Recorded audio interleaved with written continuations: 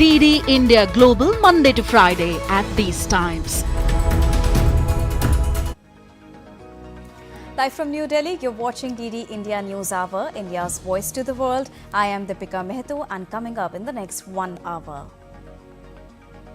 India's Prime Minister Narendra Modi to visit Varanasi, a holy city in the northern state of Uttar Pradesh of India, will release 20,000 crore rupees for farmers, his first visit after assuming office for the third consecutive term. Two Democrats in US Congress agreed to a major arms sale to Israel, including 50 F-15 fighter jets worth more than $18 billion, even as US steps up efforts to avoid conflagration in northern front with Hezbollah. Russian President Vladimir Putin to visit North Korea for the first time in 24 years. The visit raises concerns among US allies about military cooperation in violation of UN resolutions. And blockbusters at Euro 2024, Slovakia pip favourites Belgium, while France earn a hard-fought victory against Austria. Romania announces arrival with a 3-0 victory over Ukraine.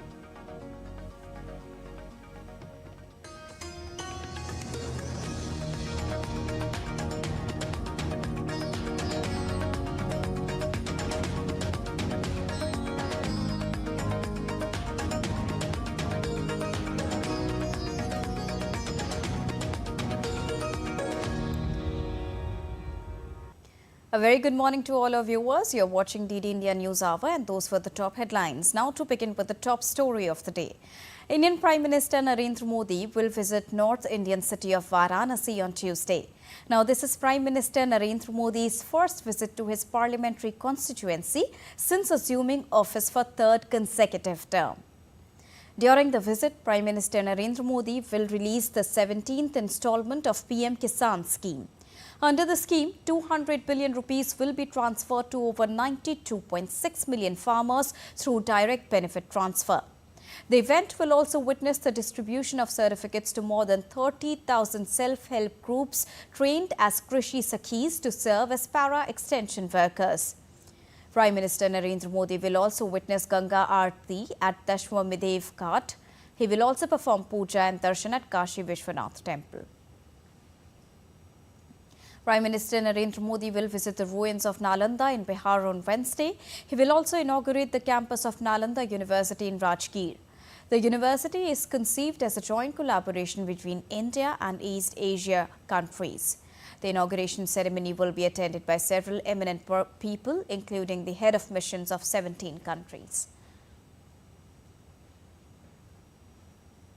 India's Home Minister Amit Shah chaired a high-level meeting in New Delhi on Monday to review the security situation of Manipur.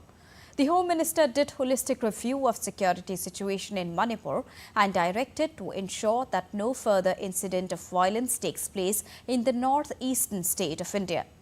The Home Minister stressed upon strategic deployment of the central forces to restore peace and tranquility in Manipur. He further added that the forces will be increased if required. Amit Shah further directed that strict action must be taken as per law against the perpetrators of violence. Home Minister directed Chief Secretary of Manipur to ensure proper health and education facilities for the displaced people and their rehabilitation.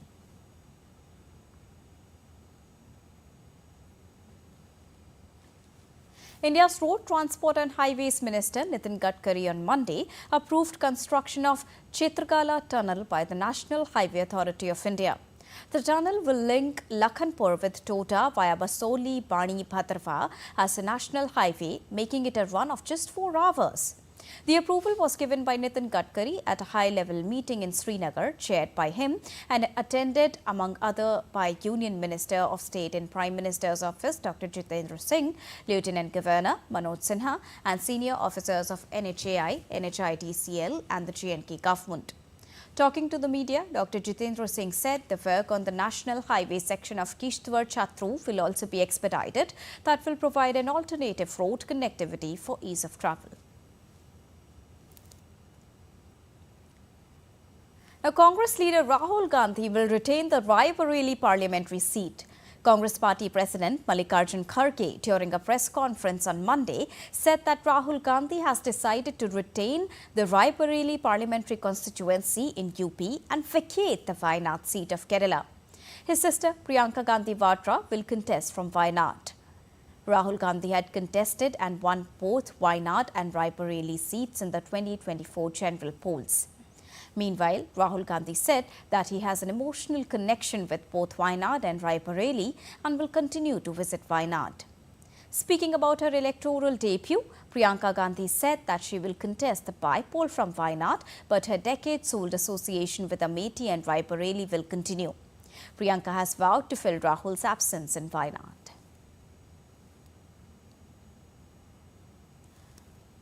Moving on to updates from Monday's train accident in India's West Bengal. Now, after the completion of restoration work of the Kanchenjunga Express, the train arrived at the destination station, Sealdah, in Kolkata in the early hours of Tuesday. Kanchenjunga Express was hit by a goods train in the Pansivada area of Darjeeling district on Monday. At least 9 people died and over 25 people were injured in the accident. All necessary measures were taken to ensure evacuation of all injured at the earliest. Team of doctors, ambulances, food and emergency beds were arranged at the station to check on the passengers. India's Railway Minister Ashwini Vaishnaw visited the incident site and met the injured. He also announced an enhanced ex gratia compensation to the victims, 1 million in case of death and 250,000 towards grievously injured, along with 50,000 rupees for minor injuries. On to weather updates now. The Indian Meteorological Department has predicted heat wave to severe heat wave conditions likely to prevail in many parts of Uttar Pradesh, Punjab and Delhi from the 18th till the 19th of June. Heat wave conditions are likely to take place in isolated parts of Jammu and Kashmir, North Madhya Pradesh and North Coastal Andhra Pradesh along with North Rajasthan. Hot and humid weather is likely to prevail over Odisha from the 18th of June. On the other hand, the flood situation in northeast Indian state of Assam turned grim on Tuesday as intense rain continued in several areas. Floodwater has now inundated 309 villages in 14 districts, affecting at least 100,000 people. More than 3,000 inmates are presently taking shelter in 14 relief camps in Karimganj, which is the most affected district. The Weather Department has forecast continued rainfall with thunderstorm over Arunachal Pradesh, Assam, Meghalaya, Nagaland, Manipur, Tripura, Sub-Himalayan, West Bengal, Sikkim in the next 5 days. And now to get us the latest, I'm joined by DD India's Shubina Roy from Dibrugarh. A very good morning to you, Shubina. What is the latest update on those who've been affected by the flood situation? Shubina. Yeah, good morning. Talking about the Assam floods, heavy, intense rainfalls have been occurring in Assam, and the affected population has increased to over 1 lakh, and around 309 villages are affected. And the 14 districts in Assam have been affected by these intense rainfall. And talking about the districts, Karimganj is the worst district with more than 100 villages affected and more than 90,000 people alone affected in that particular district. Other districts which are affected are Bongaigaon, Tamulpur, Lokhimpur, Dhemaji, Nagaon, Darang, Dhemaji, Hojai, Chirang, Borpeta, Baksa, Nolbari, Gwalpara. And Kopili River in Nagaon is flowing above danger level.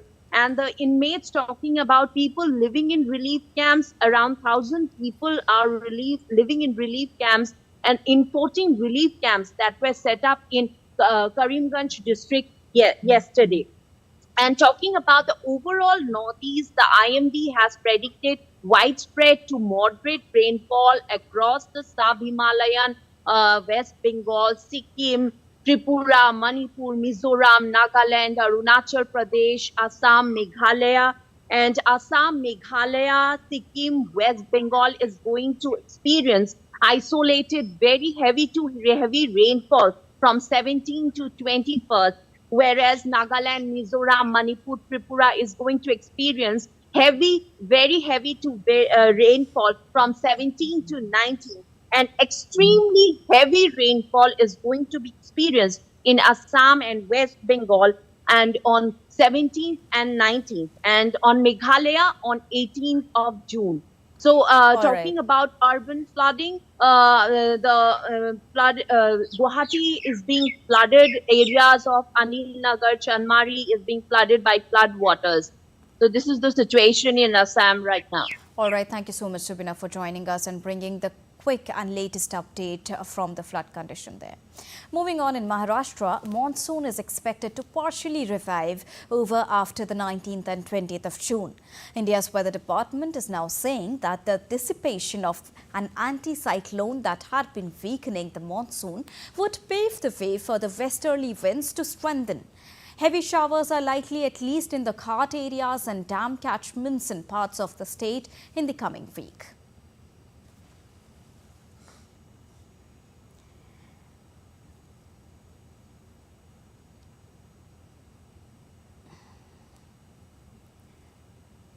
And Shishir Shelar joins us from Mumbai to discuss more on this. A very good morning, Shishir. What is the latest on monsoon in Maharashtra, considering the severe heatwave conditions affecting several parts of India? Shishir. Well, absolutely. Well, we have seen that Maharashtra has witnessed quite a strong onset of monsoon, especially in the beginning of the June here, and that's the reason the Konkan belt of Maharashtra, including the Marathwada region, which is a parched region, and the Vidarbha region also witnessed quite a good heavy rainfall in the first week of the June. But the anti-cyclone condition has now, somewhere in the last 3 to 4 days, we have witnessed that the monsoon has actually, especially the westerly winds, have actually slowed down, and that's the reason the temperature has increased in Maharashtra, particularly in the western region of the Maharashtra, the Konkan, Mumbai. These are the region where we have seen the temperature the heat has actually increased by 3 to 4 degrees. But now we have seen the dissipation in the anti-cyclone condition over the western Maharashtra regions, particularly the central India region as well. And now we'll see that the westerly winds will obviously advance here, along with the winds which come from the West Bengal area also. And that's the reason probably next few days, starting from 19th to 20th, what the IMD has predicted, that Maharashtra will witness a very strong rainfall, particularly the Konkan region, Raigad, Pune. These are the areas, including Mumbai, also will witness a heavy rainfall in the next 3 to 4 days. Along with that, the IMD also predicted that the monsoon will advance in the Marathwada region and the Vidarbha region. Obviously, the warning has also been issued by the IMD that the farmers should not go for the for the Kharif season till the entire region received at least 80 to 100 mm rainfall in the next few days, because most of the farmers have started the sowing activity. But we have seen that because of the anti-cyclonic conditions here, the monsoon has stopped, and probably most of the farmers may see a setback here. And that's the reason even the IMD has predicted that farmers will start the activities if the rainfall advanced in Maharashtra after 22nd of June here. So the next 3 to 4 days is quite important from Maharashtra's perspective, because the rain which has stopped, especially the westerly winds has actually stopped, will now again start with the full action here after the dissipation of the anticyclone condition. How is this current condition going to economically impact the farmers specifically? Well, absolutely. If the current condition goes on and the monsoon actually still take time to get advanced, and probably we may see quite a tough situation in Maharashtra, particularly the Vidarbha and Marathwada region, because most of the dam have actually parched completely, and that's the reason the water shortage in these areas is quite important and the bigger one. Obviously, the state government have taken action to supply the water tankers to these areas, but the agriculture activities will be completely stopped here, and that's the reason the next 4 to 5 days or probably a week will be an important one. Well, the catchment areas in Maharashtra has not received the satisfactory rainfall. Obviously, it's just 1 week that monsoon has advanced in Maharashtra in the first week of June here. Later on, we've seen that because of the anti-cyclone conditions, the monsoon has stopped, and that's the reason now the catchment areas needs to be fulfilled. Probably what the IMD has predicted that a heavy to very heavy rainfall will start in entire Maharashtra after 22nd June.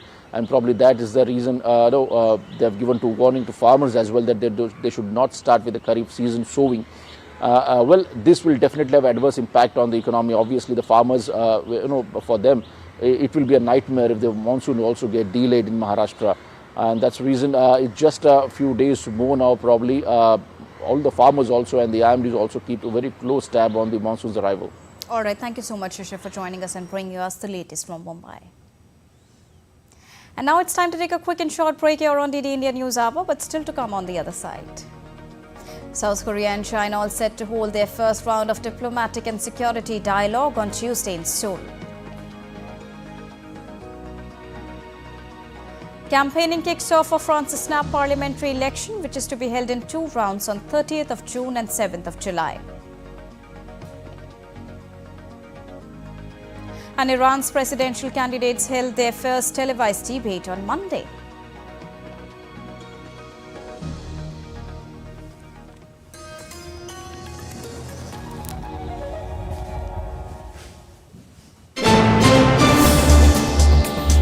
Voice of a rising aspirational world. Stories of challenges, struggles and accomplishment. A world battling conflict, hunger and poverty. Embracing growth, development, science and technology. A voice of progress, a voice of unity. Watch Voice of the Global South with me, Akshay Dongre, only on DD India.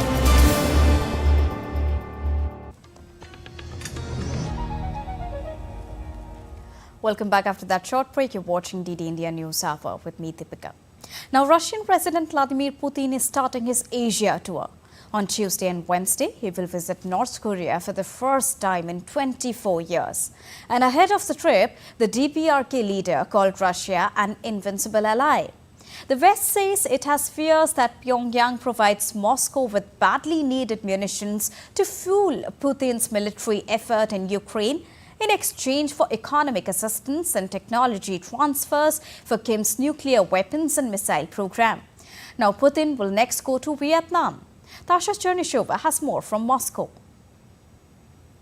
Kremlin says Moscow and Pyongyang may sign a strategic partnership agreement as part of Vladimir Putin's trip to the DPRK. Russian president is traveling to North Korea this week for a friendly state visit. It will be the second meeting between Putin and the DPRK leader Kim Jong-un in 9 months, as the two countries deepen their ties. The visit will last for 2 days, with Moscow vowing to foster cooperation with Pyongyang in all areas. The Kremlin says the two sides have a very extensive potential for further development of ties. In the West, however, there are fears of these deepening relations involving an arms arrangement, something that Moscow and Pyongyang have repeatedly denied. Kremlin spokesman Dmitry Peskov said Moscow has the right to develop good relations with its neighbors, and that should not cause any concern to anyone, cannot and should not be disputed. Russian Foreign Intelligence Chief Sergei Naryshkin also said that Putin's visit to North Korea has been well prepared and will bring good results. After the DPRK, Putin will head to Hanoi at the invitation of Vietnam's Communist Party chief. Putin will meet Vietnamese officials to further develop comprehensive strategic partnership between Russia and Vietnam in trade, economic, scientific, technological and humanitarian areas. Dasha Chernishova reporting in Moscow for DD India. So now that Russian President Vladimir Putin is starting his Asia tour, so on Tuesday and Wednesday he will visit North Korea for the first time. And ahead of the trip, the DPRK leader called the relations as invincible. The West says it has fears that Pyongyang provides Moscow with badly needed munitions to fuel Putin's military effort in Ukraine in exchange for economic assistance and technology transfers for Kim's nuclear weapons and missile program. So ahead of a rare state visit by Russian President Vladimir Putin to Pyongyang, the United States is now concerned about closer ties between Russia and North Korea. White House National Security spokesperson John Kirby said that the White House is not concerned about the trip, but about the deepening relationship that they are not concerned about. Now, what they are concerned about is the deepening relationship between these two countries. John Kirby further said this concern was not just because of the impact it's going to have on the Ukrainian people, but because they know North Korean ballistic missiles are still being used to hit Ukrainian targets, but because there could be some reciprocity here that could affect security on the Korean peninsula. On the other hand, South Korea and China are all set to hold their first round of diplomatic and security dialogue on Tuesday in Seoul. The talks will be led by South Korean Vice Foreign Minister Kim Hong-kyun and his Chinese counterparts Jun Wei-tong, and joined by senior defense officials from both the sides. According to the Seoul's foreign ministry, the two countries will exchange opinions on the issues of mutual interest, such as bilateral relations, the Korean Peninsula issue, and regional global situation. South Korean President Yoon Suk-yeol and Chinese Premier Li Qiang agreed to launch the talks and resume free trade negotiations when they met last month in Seoul for a summit that included Japan.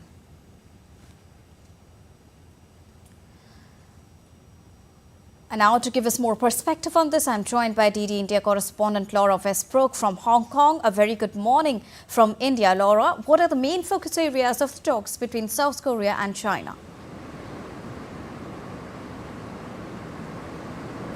Yes, these high-level talks between South Korea and China's foreign and defense officials are the first to take place in 9 years. And this comes after this meeting between South Korean President Yoon Suk-yeol and Chinese Premier Li Qiang on the sidelines of a trilateral summit with Japan last month.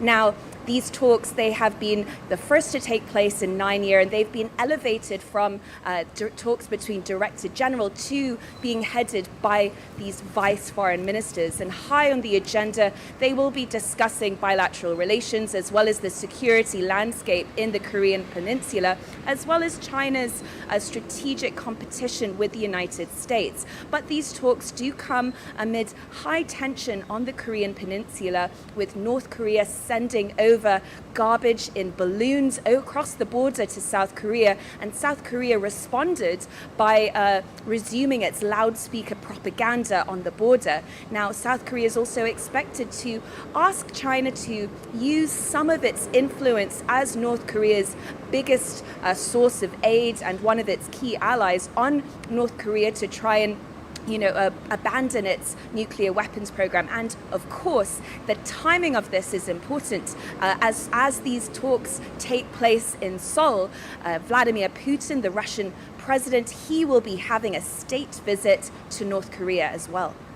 Specifically, when we talk about this, you rightly said this comes at a time when Putin is visiting North Korea with anti-West mindset. What is it that China is looking forward to with this diplomatic move, Laura?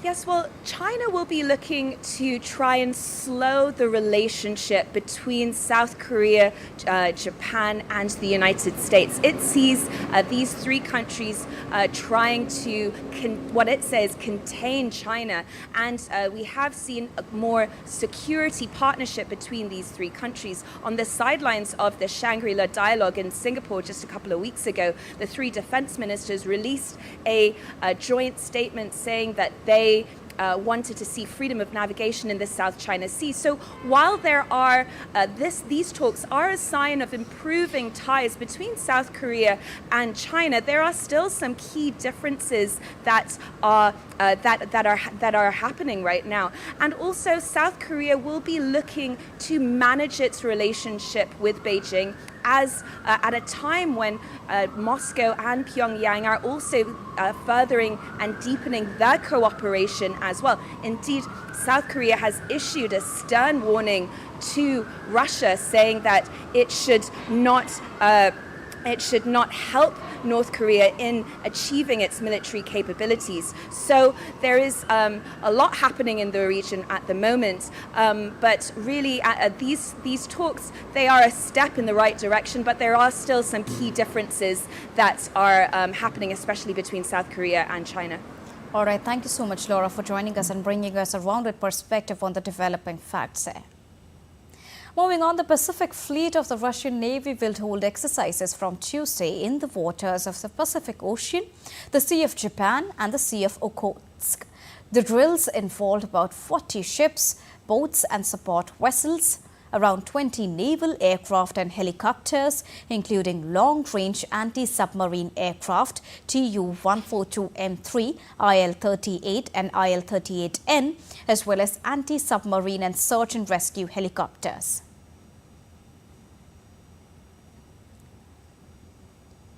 In a widely expected move, Israeli Prime Minister Benjamin Netanyahu has dissolved the 6-member war cabinet. The move following the departure from the government of centrist former General Benny Gantz. Now, Netanyahu is now expected to hold consultations about the Gaza war with a smaller group of ministers.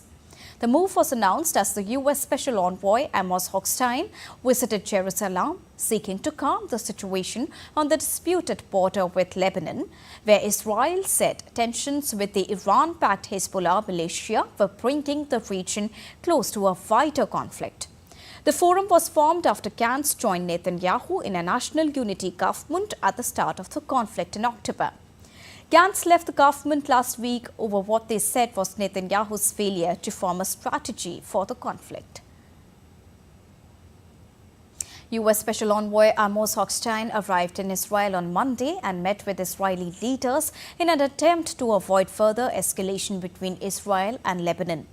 Hochstein met with Israeli President Isaac Herzog and Prime Minister Benjamin Netanyahu in Jerusalem to advance efforts to avoid further escalation along the blue line between Israel and Lebanon. Israel's army on Sunday said that 5,000 rockets had been fired from Lebanon into Israeli territory since the 7th of October.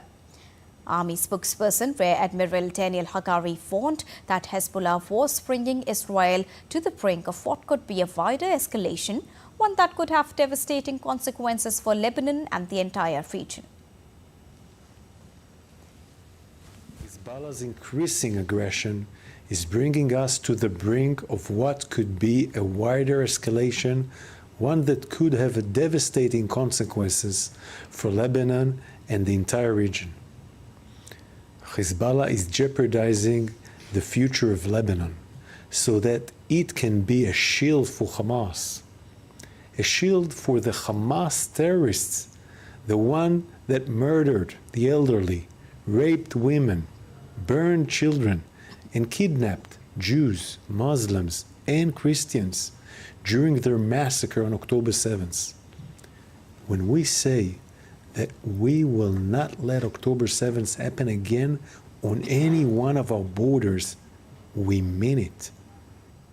Now, 2 key Democrats in the U.S. Congress have agreed to support a major arms sale to Israel that includes 50 F-15 fighter jets worth more than $18 billion, reportedly. Representative Gregory Meeks and Senator Ben Cardin have signed off on the deal under heavy pressure from the Biden administration after the 2 lawmakers had for months held up the sale. Biden has come under increasing pressure from members of his own Democratic Party over his unstinting support to Israel. Biden has pressed both Israel and Gaza into the conflict to reach a ceasefire deal. Iran's presidential candidates held their first televised debate on Monday ahead of the upcoming snap elections later this month. Now, Monday's debate focused on Iran's declining economy, with candidates laying out their visions for growth amid Western sanctions and rampant inflation. Iran is due to conduct snap elections on the 28th of June after the death of President Ibrahim Raisi in an helicopter crash. Iran's Guardian Council, that oversees elections and legislation, has approved 6 candidates to run in the elections.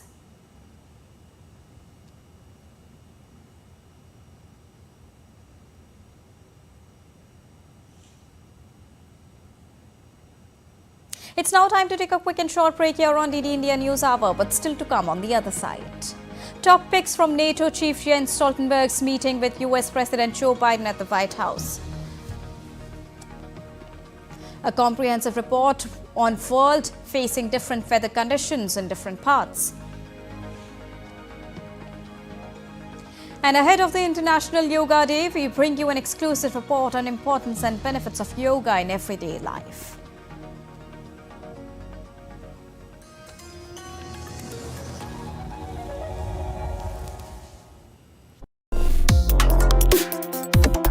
Complex issues, hidden agendas, twists and turns, strategic games. We think all dots are linked. We just need to connect them. Join me every week as I connect the dots to unravel hidden designs in statecraft, mysteries, and decode issues that matter to you.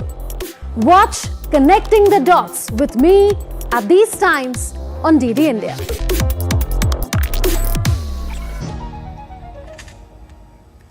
Welcome back. After that short break, you're watching DD India News Hour with me, Deepika. Let's quickly recap the top headlines of the hour. Indian Prime Minister Narendra Modi to visit Varanasi, the holy city in the northern state of Uttar Pradesh of India. Prime Minister to release 200 billion rupees to the farmers. This is his first visit after assuming office for the third consecutive term. Two Democrats in the US Congress agreed to a major arms sale to Israel, including 50 F-15 fighter jets worth more than $18 billion, even as US steps up efforts to avoid conflagration in northern front with Hezbollah. Russian President Vladimir Putin to visit North Korea for the first time in 24 years. The visit raises concerns among US allies about military cooperation in violation of UN resolutions. And blockbusters at Euro 2024 as Slovakia pipped favourites Belgium, while France earned a hard-fought victory against Austria. Romania announces her arrival with a 3-0 victory over Ukraine. NATO chief Jens Stoltenberg met US President Joe Biden at the White House to discuss a more consistent funding plan for Ukraine to avoid future delays in aid. Now, Stoltenberg said more than 20 NATO members will meet the alliance's target of allocating at least 2% of the GDP to defense this year. Stoltenberg was in Washington for the preparations for next month's NATO summit in the US capital on Monday.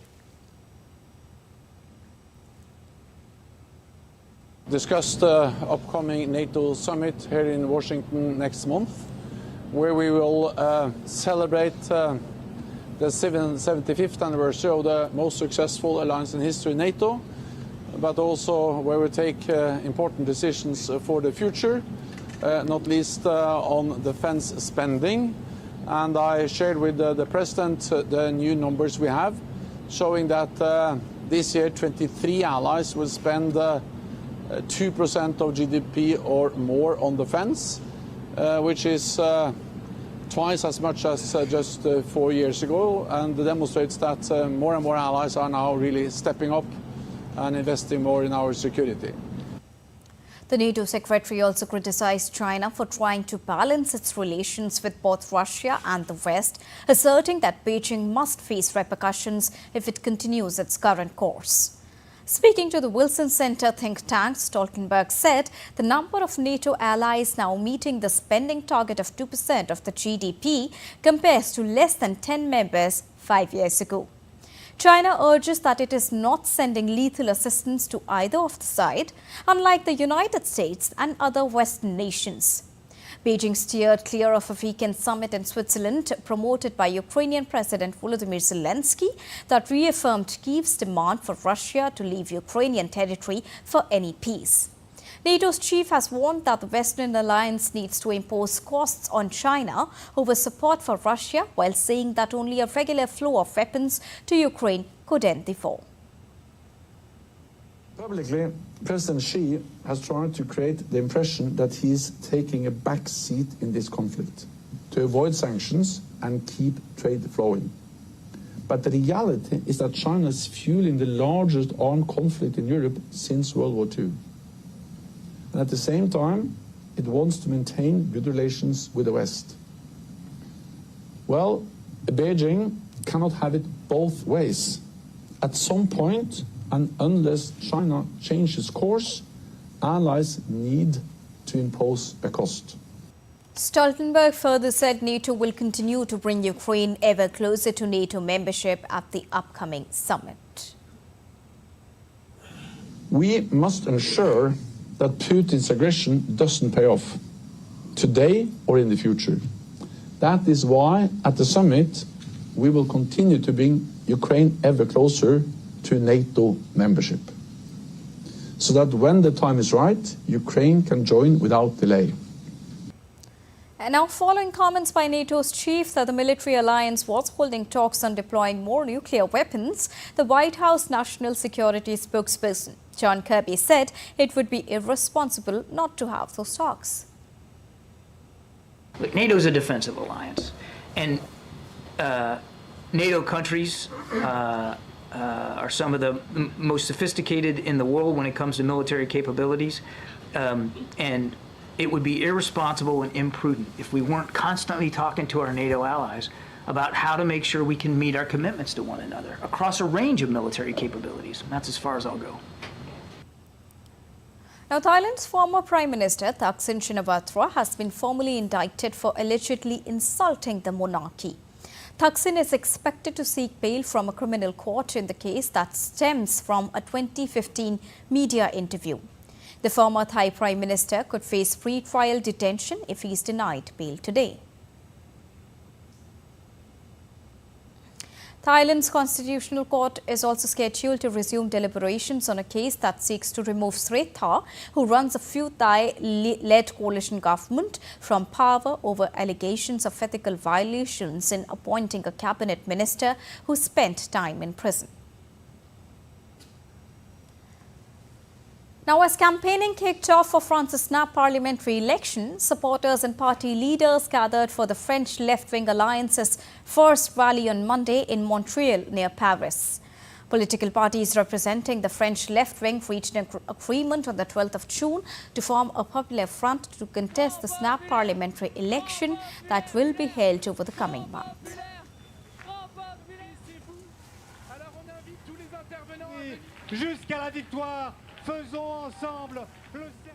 Now, today is the deadline for those hoping to cast their ballot in the UK general election to register a vote.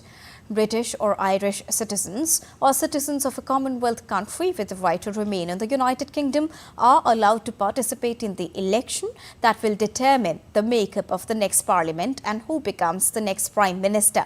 DD India's Stuart Smith reports from London. In 2022, 86% of eligible voters were registered in the UK. It's a once-for-life process, unless you move house or change your name. A person who is a citizen of one of the 56 independent Commonwealth countries, including Indians, can register if they do not require permission to enter or remain in the UK. That includes those who have indefinite, time-limited or conditional leave to remain. But not everyone registered to vote will cast a ballot. Turnout tends to be between 60 to 70% in modern UK general elections, and analysts predict this one is likely to see lower than average turnout, with the perception of a guaranteed win for the opposition Labour Party. This will be the first general election that requires voters to bring ID with them, which may also have an adverse effect on the number of people able to successfully vote. On Tuesday, party leaders and candidates are continuing their campaigns, with the Labour Party expected to talk about its plans to help small businesses and reinvigorate Britain's high streets. Stuart Smith in London, reporting for DD India. A vote today in the United States, close to the heart of the country's political power, is creating a major split in the pro-Trump movement. Americans in a district in the state of Virginia that borders Washington, D.C. are heading to the polls to choose their Republican Party nominee for the Congress.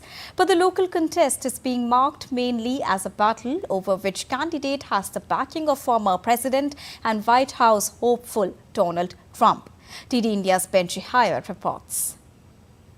Here's where we are. The chairman of an ultra-conservative congressional group versus another right-wing politician, one who has the support of Donald Trump. It's a race that's personified a splintering going on deep within Republican circles, characterised by personal feuds over true ideological divides.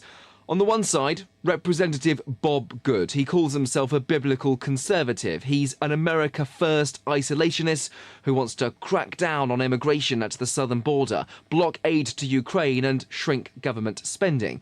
On the other, you have John Maguire, a state senator, formerly a Navy SEAL, and someone who denies that Trump lost the last presidential election. He's challenging Congressman Good to be on the ballot for the Republicans in November. Now, they agree on most issues. Both think that Donald Trump should be re-elected to the White House. The difference? Well, Bob Good initially endorsed Trump's rival instead, Florida Governor Ron DeSantis, in the Republican presidential primary. Despite then siding with Trump, the move didn't go down well with the former president, who himself is vying for the Oval Office again. So Trump turned on Bob Good, telling voters in Virginia that he'll stab them in the back, and even sending Mr. Good a cease and desist letter demanding he stop using Trump's name in campaigning. Meanwhile, on the other side of Washington, in the state of Maryland, former governor and now Senate contender Larry Hogan is distancing himself from Trump despite earning his public endorsement. In short, varying strategies on display here as candidates look to carefully navigate the political minefield that is Donald Trump, a convicted felon and a man whose association could make or break somebody's ambitions for high office. Benji Haya in Washington, reporting for DD India. And now weather updates from across the globe. Countries across the world are witnessing extreme weather patterns, while some facing scorching heat, breaking records, others are grappling with devastating flood. Here's a report. While top world leaders continue to discuss ways to mitigate climate change at a rather sluggish pace, the effects of the phenomenon are coming to fore rapidly across the world in the form of extreme weather patterns. The United States is witnessing record high temperatures in decades. According to the National Weather Service, some 80 million people are currently under a heat advisory. The city of Detroit may experience its most severe heat wave in recent years, with 5 consecutive days of temperatures soaring into the mid to upper 30 degrees Celsius. Effects will also be seen in western Pennsylvania and northern West Virginia. Heat warnings have also been issued across southern and central Canada. Europe is also not immune to the extreme weather events. In Greece, temperatures soared above 40 degrees Celsius, with reported increase in tourist deaths and disappearances due to the heat. In Saudi Arabia, more than a dozen heat-related deaths were confirmed, with 2,700 cases of heat exhaustion reported. Meanwhile, in El Salvador, 11 people died due to torrential rains. Nearly 900 people are still in temporary shelters. Forecasters have predicted more rain, along with the storm that may form over the Gulf of Mexico. In China, rain-triggered flash floods have wreaked havoc in the southern region. At least 9 people have been killed and 17 are missing. However, in capital Beijing, temperatures are expected to hit above 37 degrees Celsius. The extremities point to a greater issue of climate change at hand, with the need of urgent action. Bureau reports, DD India. And now to all the latest updates on the run-up to International Yoga Day, which is all set to be celebrated on the 21st of June.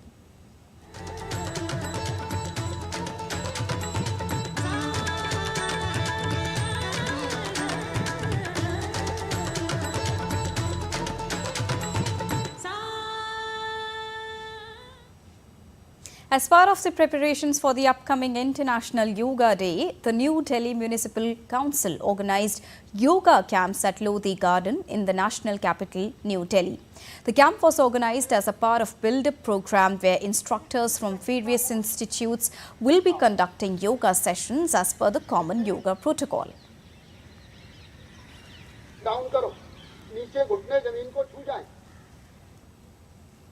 While yoga transports us to a state where the mind is without fear and the head is held high, it is not surprising that this practice that surpasses borders is integrating into contemporary lifestyles. From corporate settings to the military, yoga has become an integral part of people's everyday lives. Nupur Praveen reports.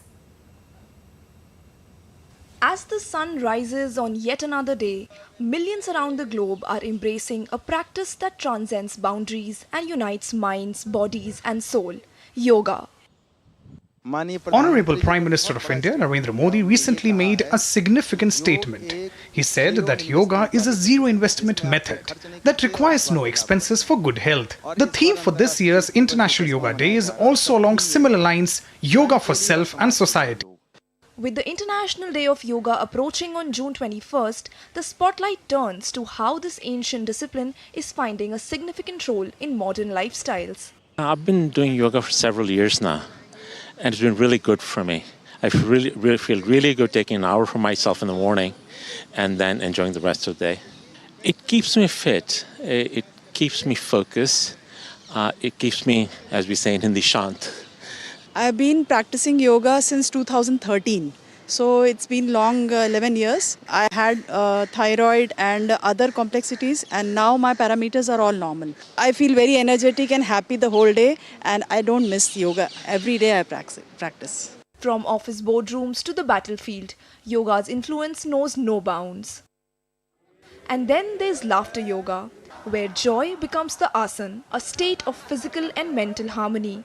Infusing traditional yoga with the lightness of laughter, practitioners experience not only the physical benefits but also a profound sense of joy, connection, and an immense inner satisfaction.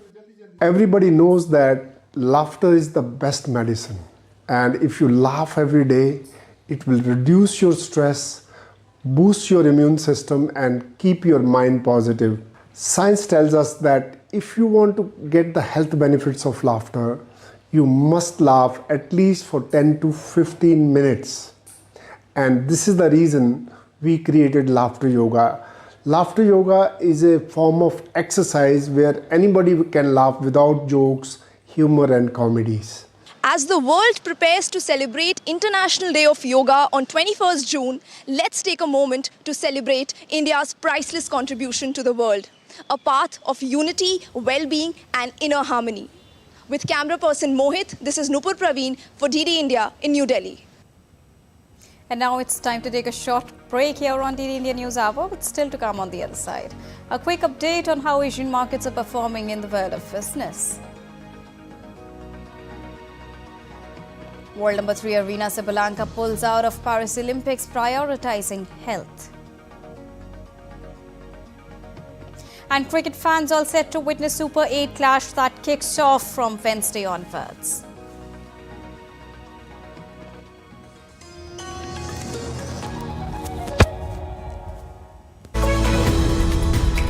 We just don't bring you the news as it unfolds. We get to the heart of the matter. We don't just present facts, we demystify complex social, political and economic events. We break stories that shape the world's present and future because you deserve the truth. I am Tanvi Taneja from New Delhi. I'm Ollie Barrett from London. I'm Nick Harper from Washington, D.C. Join us on DD India Global Monday to Friday at these times.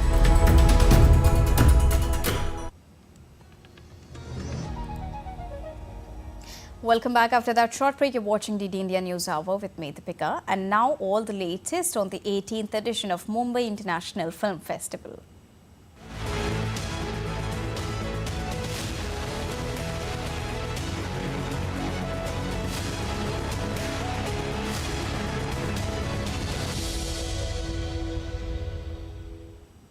Today is day 4 of the 18th edition of Mumbai International Film Festival. Earlier on day 3, the MIF celebrated Asian women filmmakers with a special curated package on Monday. Prithul Kumar, who is the Joint Secretary of Broadcasting in India's Information and Broadcasting Ministry and the Managing Director of National Film Development Corporation, spoke exclusively to DD India. He said that there are 16 production packages and 5 work-in-progress projects at the first Doc Bazaar organized at MIF. He further added that this time there are various categories in which the movies have been divided, including Mission Life, Wildlife, Azadi Ki Amrit Kahaniyan and many more. Joint Secretary of Information and Broadcasting, Prithul Kumar, is with us. Sir, congratulations on hosting this very beautiful, very grand Mumbai International Film Festival. We understand that this is the first time that you all are having Doc Bazaar, and tell us about that and what other new initiatives you all are having this time around. Please tell us on that. First of all, this is a 18th edition of the Mumbai International Film Festival, which is an event of the Ministry of Information and Broadcasting, which is done through the National Film Development Corporation. Earlier, this used to be done through the Film Division, but now, because the Film Division is also integrated into the National Film Development Corporation, so this is for the first time, National Film Development Corporation is actually holding this festival. And as you already mentioned that this festival will be having its first documentary film bazaar. It was conceptualized by the government that the documentary filmmakers are the non-commercial format of cinema, which require a definitive support from all around, all the ways possible for making the documentary films, and so is with animation and short films.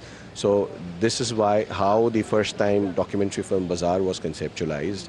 And I would like to tell you that we received more than 200 applications, from which we have been able to curate about 16 co-production projects, 5 work in progress, and more than 100 in viewing room.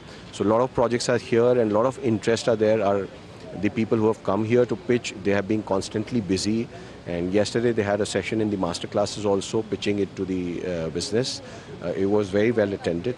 And apart from that, in this bazaar, we are also having about 27 pavilions, which is for the countries. They are displaying their film policies, their states who are displaying their film policies.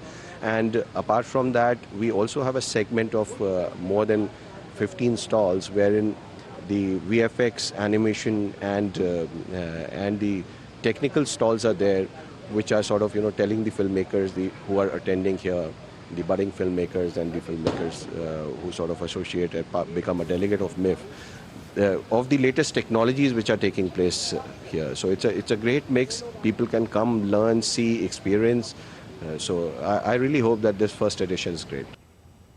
And now time to get you all the latest from the world of business.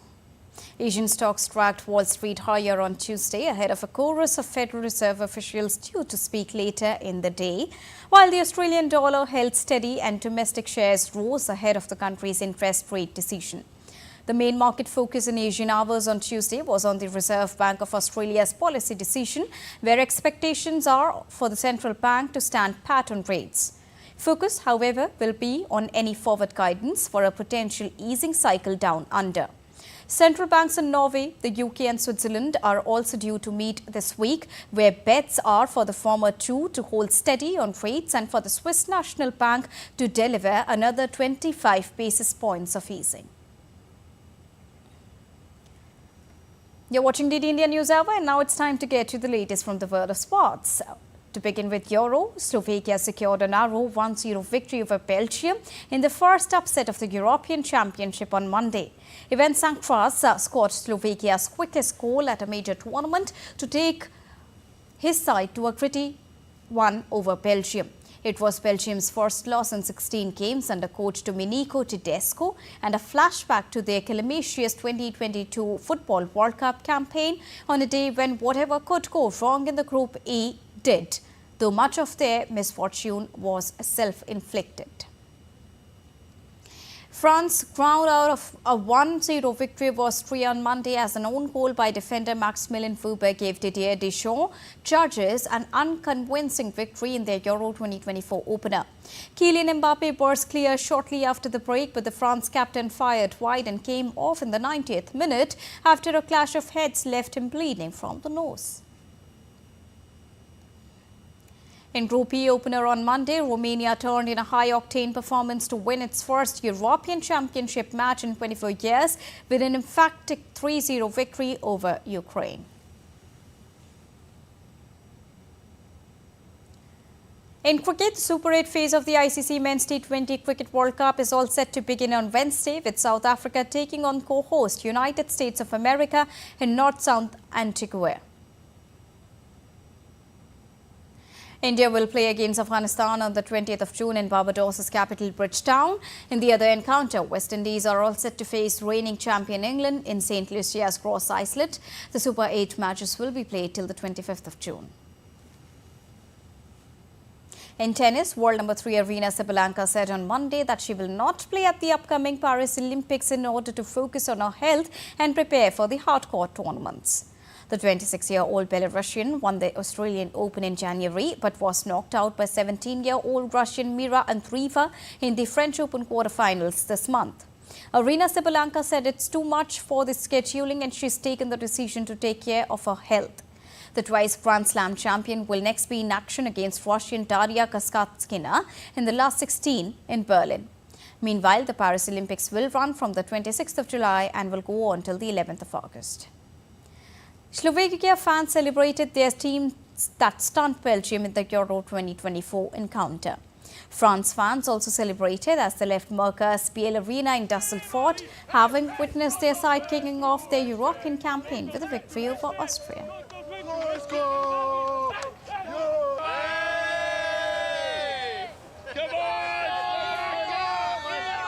Come on, Slovakia!